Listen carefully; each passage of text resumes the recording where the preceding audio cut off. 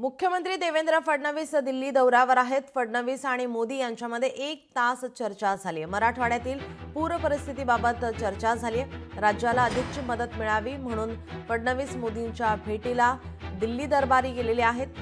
राज्याला अधिकचा निधी मिळवण्यासाठी ही भेट झालेली आहे। 1 तास त्यांच्यामध्ये चर्चा झाली आहे। मराठवाड्यातील पूर परिस्थितीबाबत त्यांच्यात चर्चा झालेली आहे। राज्याला अधिकची मदत मिळावी म्हणून ही भेट झाली आहे।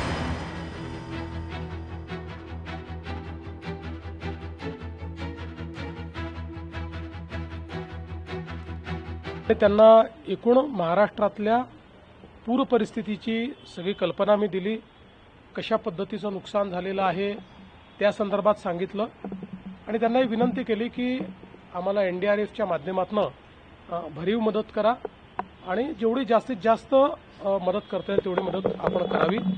त्यांनी देखील त्याला सकारात्मकता दाखवलेली आहे आणि त्यांनी सांगितलं की लवकरात लवकर तुमचा प्रस्ताव येऊ द्या, तो प्रस्ताव आला की आम्ही त्याच्यावर कारवाई करू आणि जेवढी जास्तीत जास्त मदत करता येईल ती मदत करण्याचं आश्वासन देखील माननीय प्रधानमंत्री मोदयांनी त्या ठिकाणी दिलेलं आहे।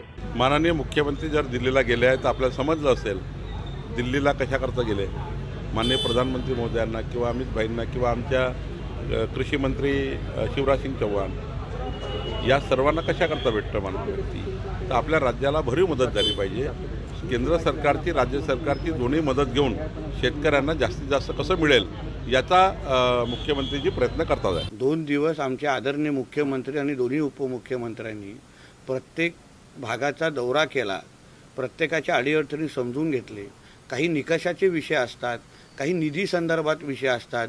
केंद्राने राज्य म्हणून जेव्हा आम्ही डबल इंजिनचं सरकार बोलतो हाच त्याचा फायदा आहे। केंद्र आणि राज्य जेव्हा एका विचाराचं सरकार असतं तेव्हा राज्य हक्काने केंद्राकडे जाऊ शकतं आणि आत्तापर्यंत नरेंद्र मोदी साहेबांनी पंतप्रधान म्हणून आणि आमचे अमित शाह साहेबांनी एकंदरीत केंद्र सरकारने महाराष्ट्राला कधीच खाली हात पाठवलेलं नाही, किंबहुना भरभरून दिलेला आहे प्रत्येक बाबतीमध्ये। म्हणून याही संकटाच्या काळात आदरणीय नरेंद्र मोदीजीच आपल्याला भरभरून मदत करतील हा प्रत्येक महाराष्ट्राच्या जनतेला ठाम विश्वास आहे। लोकशाही मराठी ऐका, पहा, जागरूक रहा।